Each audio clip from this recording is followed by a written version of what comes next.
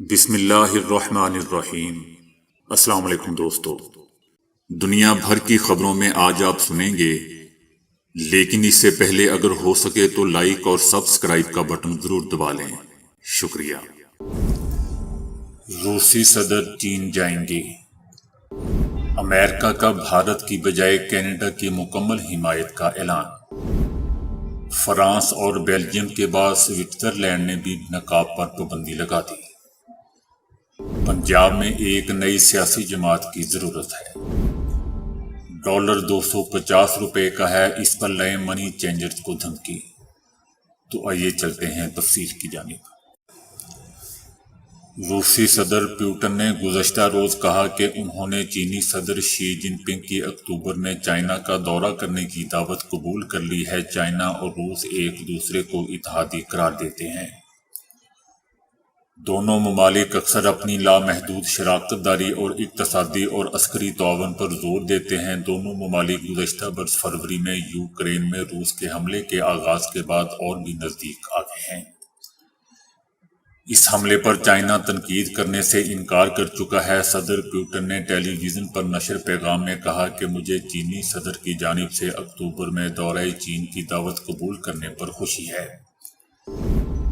اس سال مارچ میں چینی صدر شی جن پنگ نے روس کا سرکاری دورہ کیا تھا، جہاں انہوں نے اور پیوٹن نے مغربی ممالک کے خلاف متحدہ محاذ کا مظاہرہ کرنے کی کوشش کی تھی۔ روس نے یوکرین حملے کے آغاز کے بعد سے چائنا کے ساتھ تعلقات کو وسعت دینے کی کوشش کی ہے۔ اس حملے نے روس کو عالمی سطح پر تنہا کر دیا ہے۔ چائنا نے روس کو اہم سفارتی اور معاشی تعاون کی پیشکش کرتے ہوئے یوکرین کے تنازع میں خود کو ایک غیر جانبدار فریق ظاہر کرنے کی کوشش کی ہے۔ دوسری طرف صدر بشار الاسد چینی صدر شی جن پنگ کی دعوت پر چائنا پہنچ گئے۔ 2 دہائیوں کے دوران شامی صدر کا یہ پہلا دورہ چائنا ہے۔ اس سفر میں بشار الاسد کے ہمراہ ان کی اہلیہ اور ایک اعلیٰ سطحی وفد بھی موجود ہے۔ شامی صدر کا دورہ بیجنگ دونوں ممالک کے درمیان تعلقات میں وسعت کا باعث بنے گا۔ بشار الاسد کا حالیہ دورہ چائنا شام اور چین کے درمیان ایک اہم موڑ ثابت ہوگا اور ساتھ ہی مغربی ایشیا میں چائنا کے مضبوط کردار کی علامت ہوگا۔ چائنا کا یہ کردار گزشتہ موسم بہار سے ایران اور سعودی عرب کے مابین مصالحت سے شروع ہوا۔ چائنا کی شام کے حوالے سے پالیسی میں تبدیلی جون 2021 میں اس وقت آئی جب چینی وزیر خارجہ نے شام کا دورہ کیا اور صدر بشار الاسد سمیت شامی اعلیٰ حکام سے ملاقاتیں کیں۔ چینی حکام نے اس سفر کے ذریعے علاقائی اور مغربی طاقتوں کو شام کے ساتھ باضابطہ تعلقات قائم کرنے کے حوالے سے ایک مضبوط پیغام دیا اور چین شام کے ساتھ ایک نئے سیاسی مرحلے میں داخل ہو چکا ہے۔ چائنا تیسرا غیر عربی ملک ہے کہ جس کا بشار الاسد نے 2011 کے بعد دورہ کیا ہے۔ شامی صدر اس سے پہلے ایران اور روس کا دورہ بھی کر چکے ہیں۔ امریکہ نے بھارتی پروپیگنڈا کہ امریکہ اور کینیڈا میں اختلاف رائے ہے، اس کو یکسر مسترد کر دیا ہے۔ امریکہ نے کینیڈا کے ساتھ مکمل حمایت کا اعلان کرتے ہوئے کہا ہے کہ امریکہ مکمل طور پر کینیڈا کے ساتھ کھڑا ہے اور کینیڈین خدشات پر انویسٹیگیشن کو قریب سے دیکھ رہا ہے۔ دوسری جانب national council of Canadian Muslims نے حالیہ بھارتی تخریب کاری کے خلاف کینیڈین گورنمنٹ کے سامنے 4 مطالبات رکھ دیے ہیں۔ World Sikh Organization of Canada کے اراکین بھی اس میں شامل ہے۔ پہلا مطالبہ یہ کہ ہندوستان میں کینیڈا کے سفیر کو فوری طور پر واپس بلایا جائے اور دوسرا مطالبہ یہ کیا گیا کہ کینیڈا میں ہندوستانی سفیر ہائی کمشنر سنجے کمار ورما کو ملک بدر کیا جائے۔ تیسرا مطالبہ یہ کیا ہے کہ ہندوستان اور کینیڈا کے درمیان تجارتی تعلق کو باضابطہ منجمد کیا جائے اور قانون کے تحت کینیڈا سے بھارت کے ایجنٹوں کو نکالنے کا مطالبہ بھی کیا۔ جبکہ کینیڈا کے وزیر اعظم جسٹن ٹروڈو نے کہا کہ کینیڈا بھارت کو اشتعال نہیں دلا رہا ہے اور نہ مسائل پیدا کر رہا ہے، یہ معاملہ قانون کی حکمرانی کا ہے۔ وزیر اعظم جسٹن ٹروڈو نے کہا کہ ایک کینیڈین شہری کو کینیڈین سرزمین پر مار دیا گیا۔ ہمارے پاس بھارتی حکومت کے ایجنٹس کے ملوث ہونے کا یقین کرنے کی مصدقہ وجوہات ہیں۔ انہوں نے کہا کہ کسی بھی ملک کے لیے قانون کی حکمرانی انتہائی اور بنیادی اہمیت کی حامل ہوتی ہے۔ کینیڈا میں انصاف کا نظام بہترین اور آزادانہ کام کرتا ہے، جس کے تحت کیس کو فالو کریں گے۔ جسٹن ٹروڈو نے کہا کہ اندرون یا بیرون ملک کینیڈین شہریوں کی حفاظت کو انتہائی سنجیدگی سے لیتے ہیں، یقینی بنائیں گے کہ کینیڈین نظام کا احترام کیا جائے۔ سکھ رہنما کا سنگین معاملہ ہے، اس معاملے کو سنجیدگی سے لیا جانا چاہیے اور ہم یہی کر رہے ہیں۔ دوسری طرف ہندوؤں نے نئی دہلی میں کینیڈین سفارتکاروں کو سنگین نتائج کی دھمکیاں دی ہیں۔ کینیڈین ہائی کمیشن نے تھریٹ الرٹ جاری کرتے ہوئے کہا ہے کہ بھارت میں سیکیورٹی کی صورتحال پر گلوبل افیئرز کینیڈا نظر رکھے ہوئے ہے۔ ہندوؤں نے کینیڈین سفارتکاروں کو سوشل میڈیا پر سنگین نتائج کی دھمکیاں دی ہیں۔ بگڑتی سیکیورٹی صورتحال کے پیش نظر کینیڈین حکومت سفارت خانوں میں اسٹاف کی کمی پر بھی غور کر رہی ہے۔ تجزیہ نگار اور ماہرین کا کہنا ہے کہ بھارتی حکومت ہر طرح کی اختلافی آوازوں کو بند کرنے کی کوشش کر رہی ہے۔ صورتحال یہی رہی تو کینیڈین حکومت جلد اپنے بھارتی سفارت خانے بند کر دے گی۔ ماضی میں بھی مودی سرکار نے اسی طرح کی حربوں سے مودی کے خلاف ڈاکومنٹری نشر کرنے پر ٹیکس چوری اور دیگر قوانین کی خلاف ورزی کا بہانہ بنا کر BBC کے دفاتر پر چھاپے مارے تھے۔ سوئٹزرلینڈ میں 2 سال پہلے برقع پر پابندی کے لیے کرائے گئے ریفرنڈم میں 51% آبادی نے پابندی کے حق میں ووٹ دیا تھا، جس کے بعد آئین سازی کا آخری مرحلہ بھی پورا کر لیا گیا۔ پارلیمنٹ نے برقع پر پابندی کے لیے بل کثرت رائے سے منظور کر لیا۔ ریفرنڈم کے نتائج کی بنیاد پر پہلے ہی ایوان بالا سے بل منظور ہو چکا ہے اور اس قانون کی خلاف ورزی پر جرمانہ بھی عائد کیا جا سکے گا، جو $1116 تک ہو سکتا ہے۔ برقع پر پابندی بل کی منظوری کے بعد اب عوامی مقامات اور نجی عمارتوں میں ناک، منہ اور آنکھوں کو ڈھانپنا جرم ہوگا، تاہم کچھ صورتوں میں استثناء بھی دیا جائے گا۔ یورپ میں برقع پر پابندی عائد کرنے والا سوئٹزرلینڈ تیسرا ملک ہے، جبکہ اس سے پہلے بیلجیم اور فرانس ایسا کر چکے ہیں۔ یہاں برقع پہننے والوں کی تعداد نہایت ہی قلیل ہے۔ یاد رہے دوستو کہ برقع پر پابندی کے لیے دائیں بازو کی سوئس پیپلز پارٹی نے باقاعدہ مہم شروع کی تھی اور انہی کے دباؤ پر ریفرنڈم کروایا گیا تھا۔ اداروں اور نگران حکومت کو احساس ہوا ہے کہ جس بحران میں پاکستان مبتلا ہے اس کا خاتمہ 5-6 مہینوں میں ممکن نہیں ہے۔ نگراں حکومت کی موجودگی میں پاکستان میں سرمایہ کاری کرنے والے بیرون ممالک ہچکچاہٹ کا شکار ہوں گے، کیونکہ نگراں حکومت جواب دہ نہیں ہوتی۔ مختلف تجزیہ کار کہہ رہے ہیں کہ شہباز شریف اسٹیبلشمنٹ کا پیغام لے کر نواز شریف کے پاس جا رہے ہیں۔ الیکشن پتہ نہیں ہوں گے کہ یا نہیں، مگر اداروں اور نگراں حکومت کو احساس ہوا ہے کہ جس بحران میں پاکستان مبتلا ہے اس کا خاتمہ 5-6 مہینوں میں ممکن نہیں ہے۔ نواز شریف اگر جارحانہ بیانیہ نہیں اپنائیں گے تو پھر سمجھ نہیں آتی کہ وہ پاکستان کیا کرنے آ رہے ہیں۔ سپریم کورٹ سے بھی انہیں اب کچھ ریلیف ملنے کی توقع ہے۔ استحکام پاکستان پارٹی وقت سے پہلے ہی پٹ چکی ہے۔ سوشل میڈیا پر لوگ ان پر تنقید کر رہے ہیں۔ اب پنجاب میں ایک نئی سیاسی جماعت کی ضرورت ہے اور یہ ضرورت پورا سسٹم محسوس کر رہا ہے۔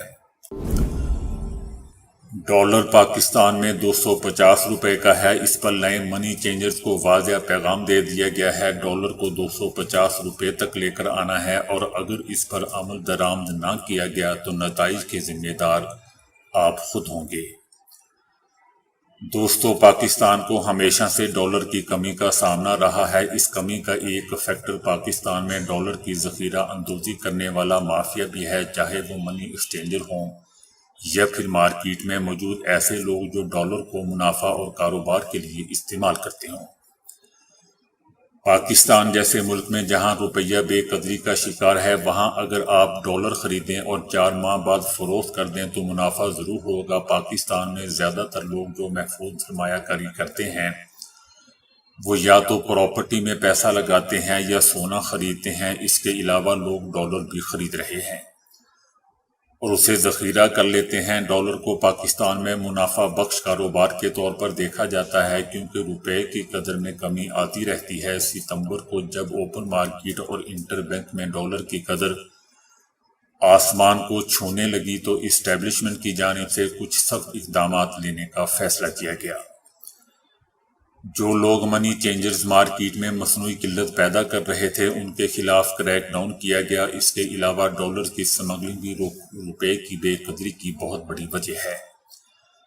افغانستان میں ڈالر کی فراوانی نہیں ہے اور پابندی ہونے کی وجہ سے صرف انسانی حقوق کی بنیادوں پر ملنے والی امداد کے علاوہ انہیں ڈالرز نہیں ملتے، تو وہ اپنے ڈالرز کی کمی پاکستان سے پوری کرتے ہیں۔ ایک محتاط اندازے کے مطابق روزانہ 5 بلین ڈالر افغانستان سمگل کیے جا رہے تھے۔ پاکستان کی کرنسی کا 1/3 اس وقت افغانستان کی مارکیٹ میں موجود ہے، جو اندازے کے مطابق 3000 ارب روپے بنتے ہیں۔ اس میں زیادہ تر نوٹ 5000 کے ہیں جن سے ڈالرز آسانی سے خریدے جا رہے ہیں۔ ڈالر کی سمگلنگ کے خلاف بھی کریک ڈاؤن کیا گیا، جس سے ڈالر کی قیمت میں مسلسل گراوٹ دیکھنے میں آ رہی ہے۔ اسی سلسلے کی ایک کڑی کے طور پر ایک اہم شخصیت کی جانب سے نامی گرامی منی ایکسچینجر کو میٹنگ کے لیے اسلام آباد بلایا گیا۔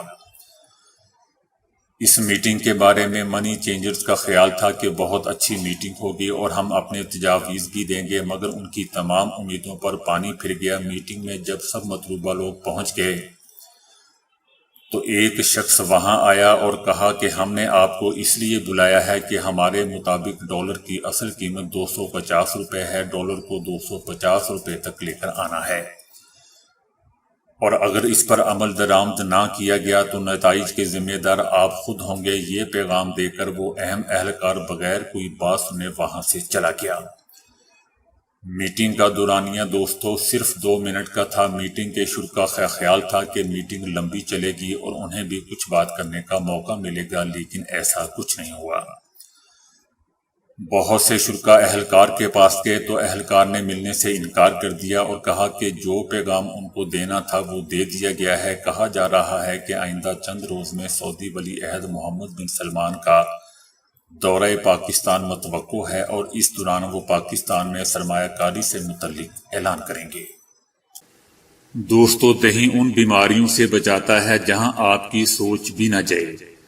دہی ایک ایسی غذا جس سے ہم کئی طرح سے افادہ حاصل کر سکتے ہیں۔ دہی کا یوز صحت کے لیے انتہائی ضروری ہوتا ہے کیونکہ اس میں جو معدنیات اور وٹامنز پائے جاتے ہیں وہ انسان کو بھرپور توانائی مہیا کرتے ہیں۔ دہی کیلشیم سے بھرپور، پروٹین اور پرو بایوٹک سے لیس دودھ سے بننے والی ایک بہترین غذا ہے۔ دہی وہ غذا ہے جس کا یوز سردی گرمی ہر موسم میں کیا جاتا ہے۔ وزن کم کرنے کے حوالے سے ماہرین ہمیشہ سے ہی اس بات کا مشورہ دیتے نظر آئے ہیں کہ دہی کا استعمال کیا جائے۔ ڈاکٹرز بھی وزن گھٹانے کے لیے دہی کو لازمی جز قرار دیتے ہیں۔ دہی میں کیلشیم موجود ہوتا ہے، کولیسٹرول بننے سے روکتا ہے۔ کولیسٹرول موٹاپے اور ہائپر ٹینشن جیسے مسائل کو جنم دیتا ہے۔ اب جب کولیسٹرول ہی پیدا نہیں ہوگا تو آپ کا وزن بھی نہیں بڑھے گا اور جسم کی چربی بھی پگھلے گی۔ دہی کا استعمال نظام ہاضمہ کے لیے بھی نہایت ہی مفید ہے کیونکہ دہی میں ایسے معدنیات شامل ہوتے ہیں جو تیزابیت نہیں ہونے دیتے اور دوسری غذاؤں کو بھی ہضم کر دیتے ہیں۔ دہی میں موجود غذائی اجزاء بآسانی ہضمی نالی میں جذب ہو جاتے ہیں جو ہمیں تندرست اور توانا رہنے میں مدد مہیا کرتے ہیں۔ دہی ہڈیوں اور دانتوں کو مضبوط بنانے کے لیے ایک معاون غذا ہے۔ اس میں وٹامن ڈی اور کیلشیم کی نمایاں مقدار پائی جاتی ہے جو ہمارے دانتوں اور ہڈیوں کو مضبوط بنانے میں ایک اہم کردار ادا کر سکتی ہے۔ دوستو، دہی کا مستقل استعمال انسان کو دیگر مضر امراض سے بھی بچاتا ہے۔ دہی کا یوز بلڈ پریشر کے مریضوں کے لیے بھی بہت ضروری ہوتا ہے کیونکہ دہی میں یہ صلاحیت موجود ہوتی ہے کہ وہ بلڈ پریشر کو نارمل سطح پر برقرار رکھ سکے۔ دہی میں پوٹاشیم کی مناسب مقدار بلڈ پریشر کو کم کرنے میں مددگار ثابت ہوتی ہے۔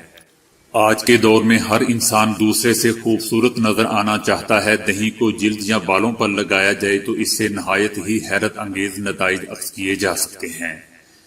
دہی کو چہرے پر لگانے سے جلد تر و تازہ ہو جاتی ہے اور ڈیڈ سیلز کا بھی خاتمہ ہو جاتا ہے۔ دہی جلد کو نرم اور ملائم بناتا ہے، جبکہ بالوں میں لگانے سے یہ خشکی کا خاتمہ بھی کرتا ہے۔ آج تک ہم سنتے آئے ہیں کہ دودھ پینے سے ہڈیاں مضبوط ہوتی ہیں اور کیلشیم بھی حاصل ہوتا ہے، لیکن ایک نئی تحقیق میں نہ صرف ان دعووں کو رد کیا گیا ہے بلکہ ایک اور حیرت انگیز انکشاف بھی سامنے آیا ہے جس کو دوستو میرا دل اور دماغ ماننے کو تیار نہیں ہے۔ برٹش میڈیکل جرنل میں شائع ہونے والی ایک تحقیق کے مطابق زیادہ دودھ پینے سے ہڈیوں میں مضبوطی نہیں آتی، بلکہ گائے کے دودھ کے زیادہ استعمال سے جوانی میں موت واقع ہونے کا خطرہ بڑھ جاتا ہے۔ یہ تحقیق سویڈش ماہرین کی ایک ٹیم نے کی ہے اور ان کا کہنا ہے کہ دن بھر میں دودھ کے کئی گلاس پینے سے ہڈی کے فریکچر کا خطرہ کم نہیں ہوتا، بلکہ روزانہ 3 گلاس سے زائد دودھ پینے سے کولہے کی ہڈی کے فریکچر کے خطرات بڑھ جاتے ہیں۔ سویڈش ماہرین کے مطابق مختلف لوگوں پر کی جانے والی ریسرچ میں یہ بات سامنے آئی ہے کہ جو لوگ ڈیری مصنوعات مثلاً دہی اور پنیر وغیرہ استعمال کرتے ہیں ان میں ہڈی کے فریکچر کا خطرہ کم تھا۔ اپسلا یونیورسٹی سے منسلک محققین کی ٹیم نے مطالعے کے لیے 60,000 خواتین اور 45,000 مردوں کی غذائی عادات کی جانچ پڑتال کی اور مطالعے کی مدت کے دوران رضاکاروں کی صحت کی نگرانی کی۔ مطالعے میں شریک رضاکاروں نے اپنی طرز زندگی، ازواجی حیثیت، تعلیم، ورزش اور عادات سے متعلق ایک سوال نامے کے جوابات بھی ماہرین کو مہیا کیے۔ ماہرین کو پتہ چلا کہ 39 برس سے 74 برس کی رضاکار خواتین جو ہر روز 3 گلاس سے زیادہ دودھ پیتی تھیں ان میں ہڈیوں کے فریکچر کا امکان ایسی خواتین سے نسبتاً زیادہ تھا جو ہر روز کم دودھ پیتی تھیں۔ اس کے برعکس مردوں کی اوسطاً 11 برس تک کی جانے والی صحت کی نگرانی سے بھی ایک ہی طرح کے رزلٹ حاصل ہوئے، لیکن یہ نتائج عورتوں کے مقابلے میں کم واضح تھے۔ اس طویل تحقیق کے دوران 25,000 سے زائد افراد کی موت واقع ہوئی، جبکہ 22,000 لوگوں کو ہڈیوں کے فریکچر کا سامنا کرنا پڑا۔ ماہرین کے مطابق دودھ زیادہ پینا ہڈیوں کے فریکچر کے خطرے کو کم کرنے کے ساتھ منسلک نہیں تھا، لیکن موت کی بلند شرح کے ساتھ منسلک کیا جا سکتا تھا۔ پروفیسر مائک لیسن، جنہوں نے تحقیق کی قیادت کی، کہتے ہیں کہ بلند شرح اموات دودھ کی تمام اقسام کے ساتھ واضح تھی اور یہ خطرہ یومیہ دودھ کے 2 گلاس سے زائد پینے والوں سے شروع ہوتا تھا۔ پروفیسر مائک لیسن نے مزید کہا کہ 3 گلاس سے زیادہ دودھ پینے والی خواتین میں منفی اثرات واضح تھے، جن میں قبل از وقت موت کا خطرہ 90% زیادہ تھا اور ہڈیوں کے فریکچر کا خطرہ 60% زیادہ تھا۔ ماہرین کا کہنا ہے کہ ممکن ہے کہ زیادہ دودھ پینے کے منفی اثر کی ایک بڑی وجہ گلیکٹوز دودھ میں موجود خاص قسم کی چینی ہو سکتی ہے۔ جانوروں پر کیے جانے والے تجربات سے معلوم ہوا ہے کہ یہ چینی جسم میں سوزش اور دباؤ میں اضافہ کرتی ہے اور قبل از وقت موت کے خطرے کو بڑھاتی ہے، لیکن انسانی صحت پر اس کے منفی اثرات کے ثبوت بہت ہی کم ہیں۔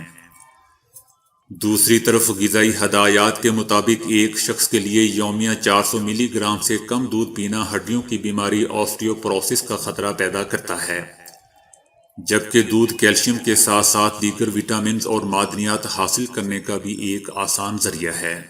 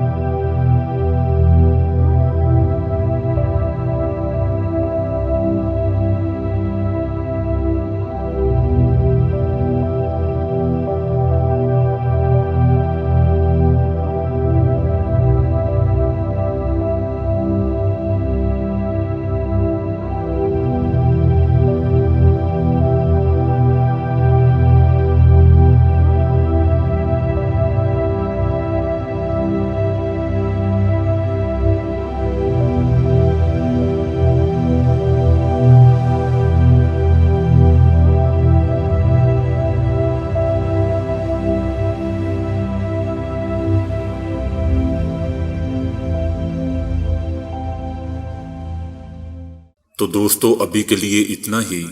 ویڈیو کو لائک اور شیئر کرنے کا بہت بہت شکریہ۔